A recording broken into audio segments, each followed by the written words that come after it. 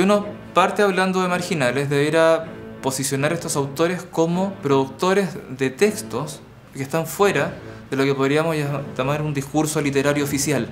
Si bien pretenden que sus obras sean difundidas, finalmente lo que no pretenden es justamente encasillarse o ser encasillados dentro de lo que podríamos considerar academia. La segunda visión, al hablar de marginados, es de lo hegemónico ante este discurso periférico. Es decir, son autores que, por su condición, por su contenido, por los personajes que abundan en sus obras, finalmente no son parte de lo que la cultura oficial quisiera mostrar. Y el último concepto de marginalizado correspondería a una posición personal, una posición individual acerca del mercado editorial.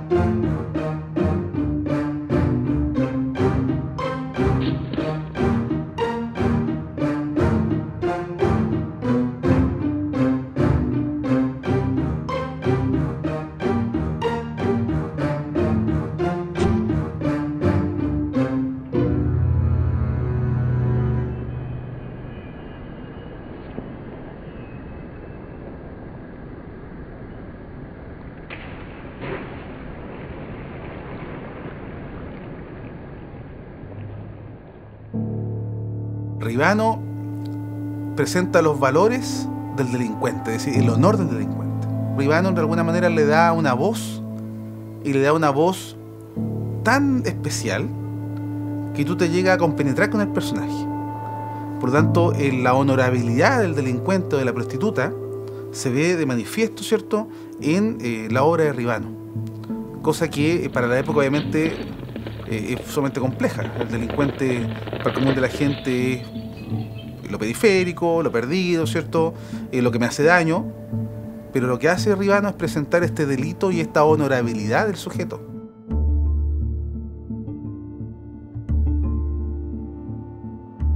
Como él fue policía, su relación con la gente del margen de la ley era cercana. Él tenía que tratar con las prostitutas, tenía que tratar con los choros. Él vivió en el barrio Franklin, conoció cuando Plaza Almagro era Plaza Almagro y él llegó muy adolescente a Santiago. Hace el servicio militar, entra a carabinero, conoce el mundo del lumpen, es patrullero y escribe Esto no es el paraíso como para dar cuenta de estos choques entre el poder, entre la autoridad y la marginalidad. Ahí es como su primer punto y esa es su primera novela, a la que le vale su expulsión de la institucionalidad y de algún modo la expulsión constante de la cual está él viviendo, y de ahí que también se torna en un personaje bien particular Ribano como tal. Este Ribano escritor dramaturgo, este Ribano ex Paco, este Ribano librero.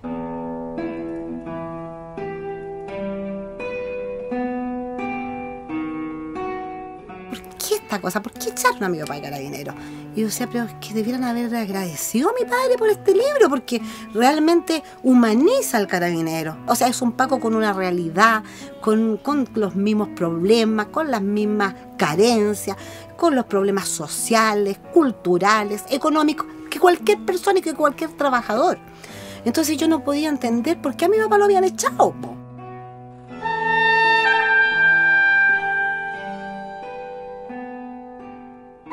El problema es que Carabineros de Chile siempre tuvo el complejo de la Armada y de todas estas instituciones, de la iglesia, de toda esta gente que quieren parecer como en el Olimpo. Y viene este Paco y empieza a hablar y empieza a decir que poco menos que son muertos de hambre, que tienen la misma realidad, que más encima un carabinero, hasta la mujer se les transforma en prostituta, en fin, toda esa cosa. Entonces, no, eso fue lo que no les gustó a mi papá. Que mi papá pusiera justamente que bajara a Carabineros al terreno de lo real, del pueblo, del hombre de trabajo con sus mismas carencias, debilidades, problemas. ¿Te fijas? Eso fue lo que no les gustó.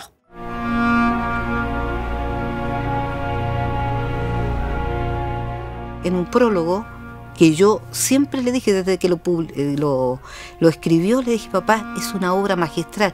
Es la primera clase de literatura que cualquier muchacho debiera leer. Porque empieza así, dice: el hombre absolutamente libre da la sensación de ser un inútil.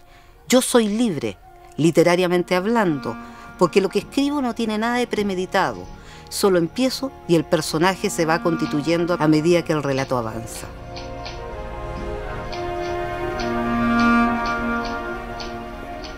Para mi papá, lo más importante era sentir piedad del otro. Ser capaz de entender que a veces un hombre, por el error más grave que haya hecho o haya cometido,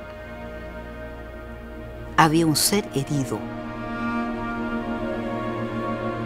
Cuando uno siente la conmiseración hacia el otro, en cierta forma es como un boomerang. Uno lo siente hacia sí mismo. Es lo que hace registrar el devenir del lumpen. Y eso sí lo hace con mucha ternura, eso sí lo hace con mucho amor. Yo creo en el fondo que eso es lo que descansa en Rivano, una profunda humanidad, que va más allá de su ideología. Porque él no defiende a los delincuentes ni nada, pero sí muestra su contexto y su vida. Es como dice, no hay ninguna persona que sea tan bueno como que no haya hecho nada malo. Y no hay nadie tan malo para que no haya hecho nada bueno.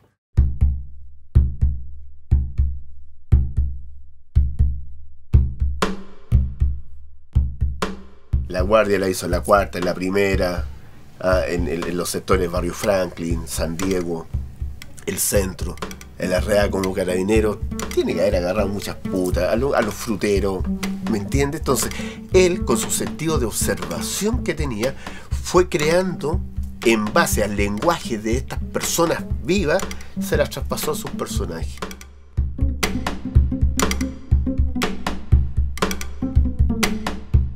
De hecho, bueno, esto no es el paraíso, está un poco esa idea de estos sujetos que son un poco conformistas, pero otros que de algún modo ven un poco a él en este dejo hedonista de desgastar la vida, de vivir la vida, de dilapidar un poco la vida, como el gran gesto de libertad que están anhelando.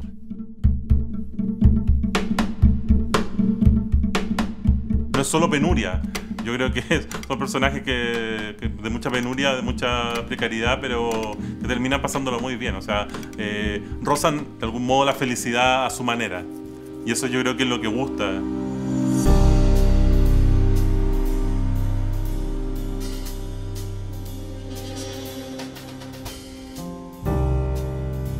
Santiago, desde las 7 de la mañana hasta las 9 de la mañana, es un Santiago. Desde las 9, 10 de la mañana hasta las 4, 5 de la tarde es otro Santiago. Y después de las 6, de las 7, cuando empieza a oscurecer, es otro Santiago. Y mi papá básicamente se baraja en el mundo después de las 7, siendo carabinero. El Santiago donde ya uno empieza a ir a las Guates, empieza a ir al Negro Bueno, empieza a ir al Bosco. Es pistola y cuchillo. No hay que olvidar de que mi papá fue un Paco de barrio, o sea, fue un Paco del barrio Matadero, del barrio Bravo de Matadero, o sea, donde se trenzaba cuchillo y era pistola, balazo. Por eso que él se siente tan seguro con esa pistola debajo de su axila, porque ya ve que lo vienen a... Cualquier gil le va a salir con una tortita.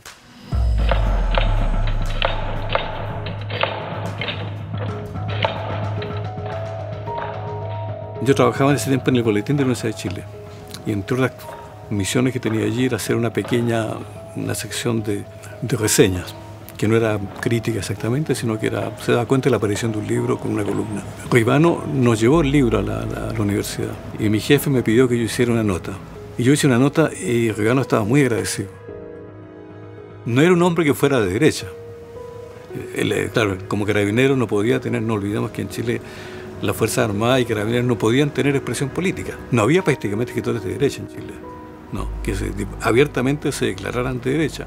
Y muchos de los escritores se situaban más bien como simpatizantes del Partido Comunista. Y eran muy raros los que rompían abiertamente con la izquierda. No es que lo fueran realmente, pero tampoco les convenía.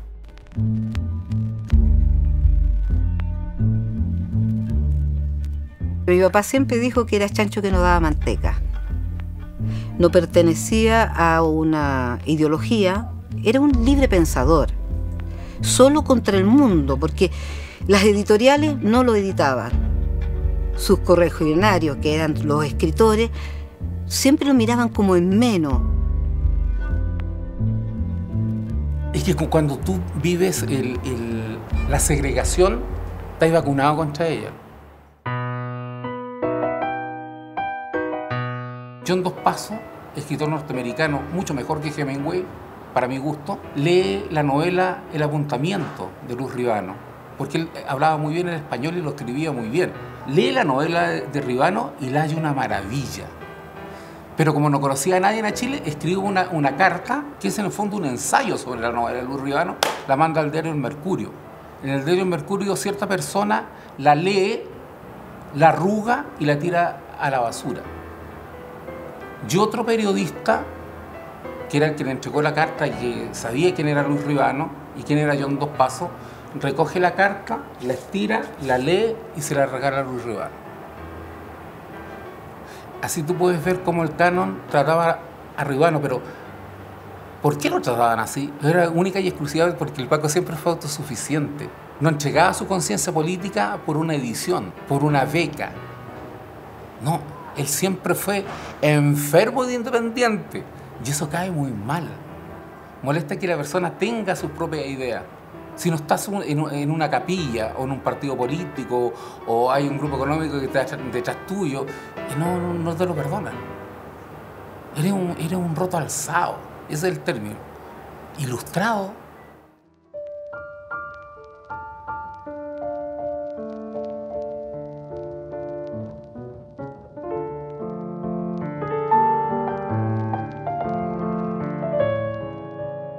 Lo que pasa es que el mundo que registra Luis Ribano es un mundo lumpen, que está fuera de la ideología, fuera de este discurso de izquierda, obrero, masa, que podría ser masa en movimiento, que podría ser lo de Manuel Rojas, lo de González Vera. La novela social chilena están fuera de eso. Por eso no integran el canon, por eso son autores marginales. Entonces, dentro de esa lógica hay una zona que él retrata muy bien, pero que está fuera de la ideología. Entonces él puede entenderse con ello. El delincuente que Ribano, en Tirar a Matar, esperaba encontrar en Hijo Ladrón. Un delincuente heroico, de hazañas, fuerte, un choro. Lo que Ribano transmite es esa sensación de que unos personajes arrojados a la calle no pueden ser pensados de forma igual. Estos seres de la calle, en el fondo, lo que tienen que hacer es matárselo uno al otro, devorárselo uno al otro, generar su propia jerarquía, y eso, por eso obviamente choca con el discurso de Manuel Rojas.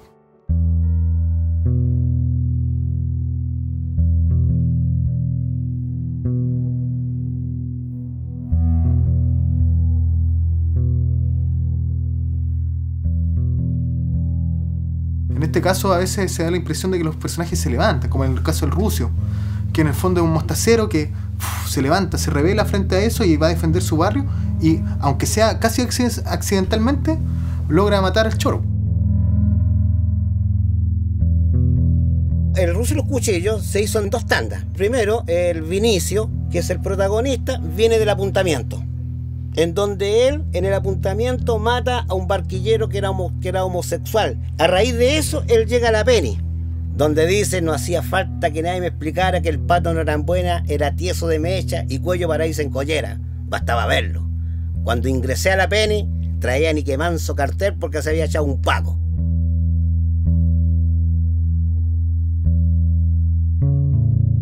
Y la tercera parte es cuando él sale y se va a vivir a un hotelucho, que es la obra de teatro. Entonces cuando a él le dice al tolo: puta, si tengo que estar encanado siempre por estar peleando, puta, peleemos. Entonces ahí él vuelve de nuevo a la Penny. Pero eso queda inconcluso. Y ahora viene que la obra que todos dicen póstuma, pero para mí no es póstuma, la edición es póstuma. Viene la otra obra, en donde él encierra ese mundo del Vinicio Zanetti.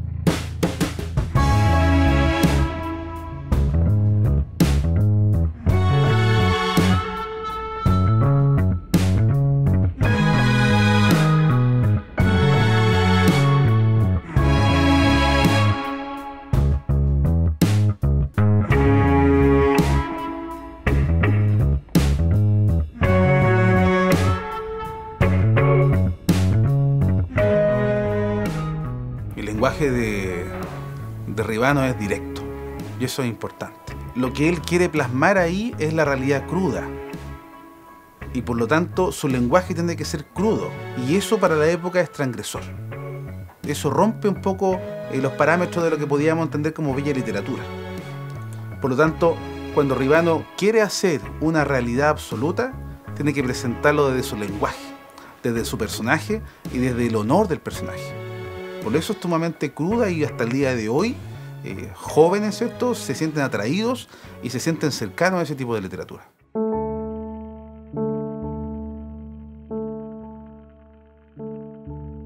Por ejemplo, una de las obras que a mí más me ha gustado de mi padre, de las cosas, digamos, que he leído de él, es justamente La Gira. ¿Por qué La Gira? Porque yo considero, primero, que es una temática que yo siento que no está muy bien trabajada en la literatura chilena, que es la prostitución infantil. La niña esta que fue agredida incluso por su padre, toda esta temática social que estaba muy oculta, que yo creo que siempre ha existido y seguramente antes era mucho más. Pero, por ejemplo, él empieza como primera persona. O sea, él escribe como mujer, como primera persona. Entonces yo decía, pues, mi papá, un hombre que escribe, yo era la más joven de las chiquillas que caímos en cana ese día. ¿Será por eso que el que estaba de guardia dijo, y vos, cabras chicas, desde cuándo le estáis patinando? Entonces fue para mí, o sea, mi papá escribiendo como mujer, su lado, digamos, femenino, con una dulzura, con una ternura, como pone hasta a este personaje. ¿Ah? Entonces eso para mí fue muy... Ese descubrimiento fue muy lindo.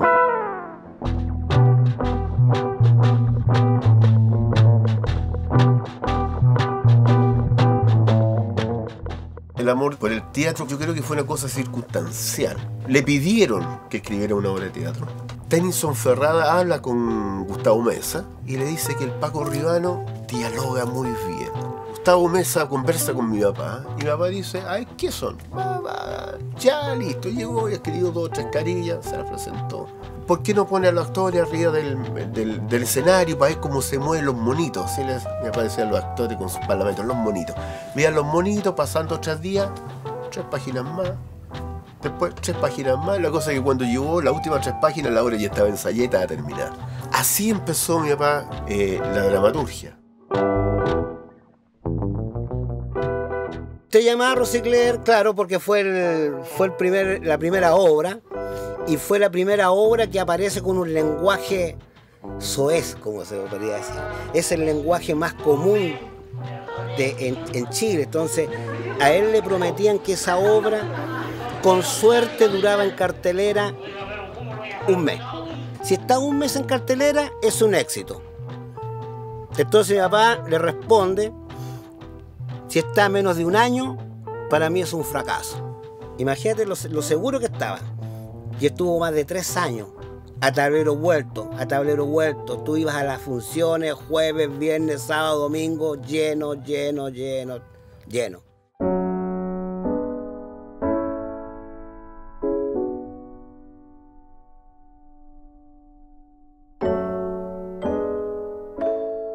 Bueno, estos personajes, dentro de todas las lecturas que se hace, clásicos de la miseria, de los bajos fondos, lumpen, todo, malditos, o sea, los nombran, cargan con muchas mochilas. Y la mochila que carga Ribano es haber sido un Paco, un carabinero, después de haber sido un hombre de izquierda, y después de haber, cuando es tomado preso en el 73, después de haberse convertido de algún modo y haber visto de otra manera el golpe, o sea, haber visto un poco de otra manera la dictadura. Y de ahí que uno pueda entrar y pensar un poco en qué sucede con su lugar como librero en esa época.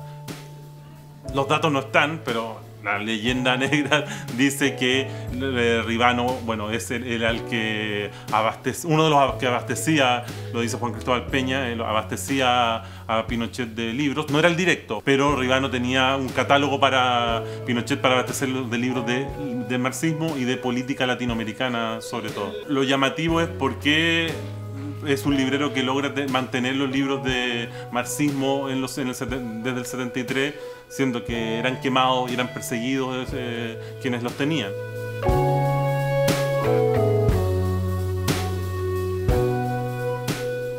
Ahora el Paco es oportunista, ¿no? porque de que vino el golpe rápidamente se inscribió en el otro lado. Eso yo lo entiendo. Él tenía su negocio, además el hombre se hizo... Rápidamente se creó una especie de trust del libro usado.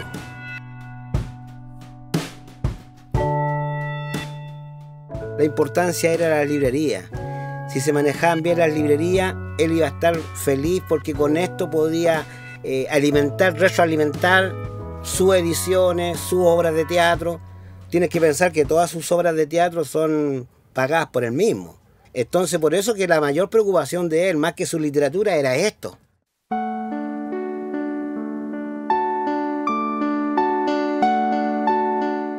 Siempre hubo un proyecto familiar.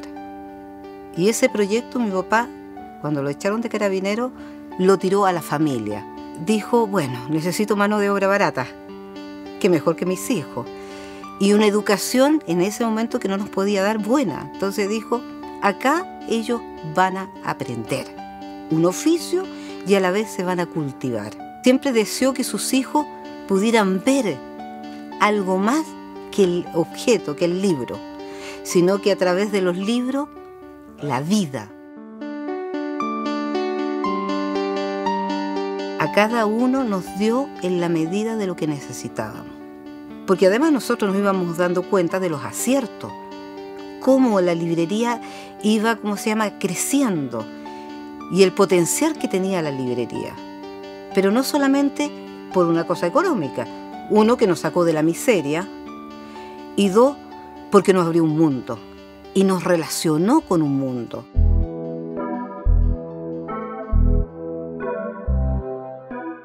Todos los personajes existieron.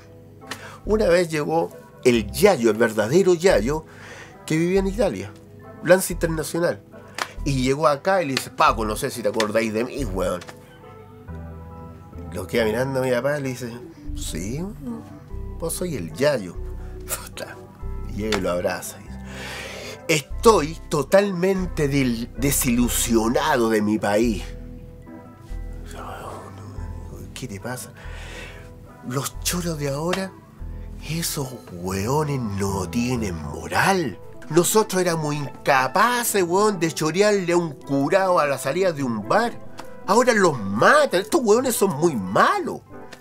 Un trafica de nuestra época, ¿tú creís que le iba a vender droga a un cabro chico cerca de un colegio o la población? No. Mi hija se tituló y no sabía que yo era Lanza y se larga a reír, weón. Cada vez que me desaparecía preso pensaba que estaba de vacaciones. Así era el choro. Hay un refrán, y que yo lo mantengo hasta el día de hoy: el choro cruje pero no grita.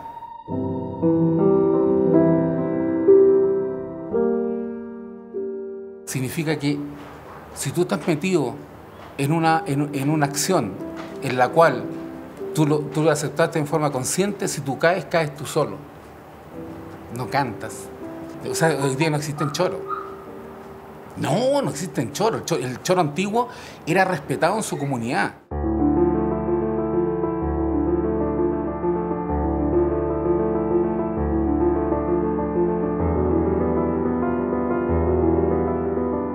Cuando tomo, ¿cierto?, a Mario Silva como un ente fundamental dentro de este grupo, es porque él sigue con esa tradición de una manera casi latente, en el sentido de completa.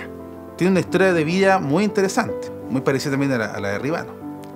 Pero también toma estos referentes, estos personajes marginales, pero de hoy en día. Entonces, por eso Mario Silva es re interesante, porque él toma esta historia, toma esta realidad, que si tú te das cuenta en nuestra literatura actual, nadie más lo está haciendo. Y toma los elementos de esta tradición del margen casi como si fueran una Biblia, es decir, lo respeta.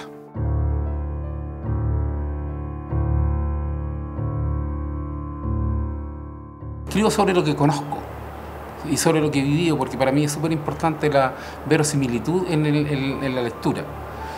¿Por qué? Porque cuando yo leí por primera vez literatura marginal, yo me sentí identificado. Y ese mismo sentimiento lo siento cuando los alumnos del Sename, a los cuales yo le hago clases de literatura y de apreciación cinematográfica, me dice, profe, somos nosotros. Cuando leen El Roberto y la Julia, cuando han leído El Infierno, cuando han leído Felicilandia, o El Cojinoa, me dice, somos nosotros. Es una literatura sobre el realismo social, sobre lo que está latente, pero que a veces la gente evita mirar. No tiene una mirada definitiva y definida, sino que tiene una mirada a través de los medios. Por ejemplo, estaba hablando con un conductor que venía hablando peste y me decía que por qué yo le hacía clase a los delincuentes. Yo le decía, pero ¿por qué? Si yo no puedo juzgar a un delincuente por la sencilla razón de que mató a otra persona. ¿Pero y cómo? Me dijo el conductor. Pero es súper fácil, por viejo. Uno de mis alumnos que mató a los 12 años me cuenta su historia. A ver, ¿cómo comenzó tu historia? Mira, yo tenía 2 años, mi abuela me fue a dejar al centro y me dijo, mijito, yo voy y vuelvo. Y no volvió nunca más. Otro con el cual estoy escribiendo la novela ahora, que se llama Michael Dillon, que está basado en su vida, me cuenta que el por qué él asocia la pasta base, o asociaba la pasta base a su familia, porque cuando él tenía hambre y su hermana tenía hambre, la mamá se fumaba un mono y le tiraba el humo en la cara. 2 años, weón. O sea, ¿quién soy yo para juzgarlo? Cuando yo soy cómplice al permitir que me endeuden, al permitir que existe una reforma laboral como la que existe, a que existe una educación como la que existe.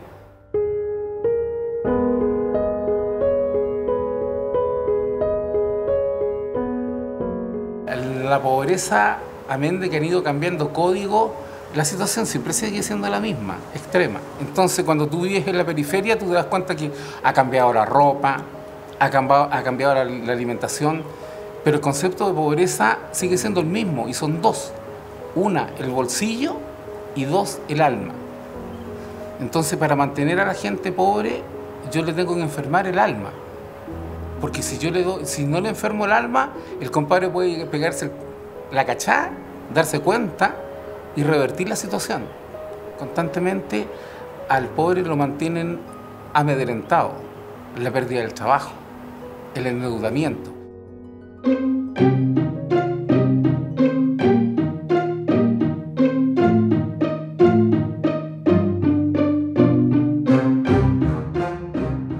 Va a haber un momento que me imagino que la ampliación de programas de escritura en las instituciones sociales van a ir dando cambios. O sea, por ejemplo, pensar en un autor como Silva, que él está haciendo talleres.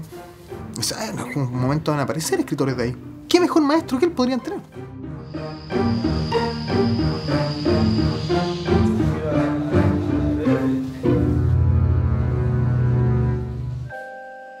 Yo a mis alumnos en el Sename le hablo, a ellos les gusta mucho porque yo les hablo en COA, pero también les hablo con la palabra culta.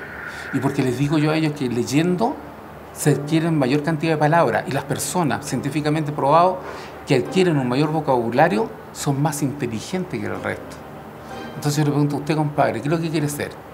¿Alumbradito o apagadito? Alumbrado. Lee. Lee.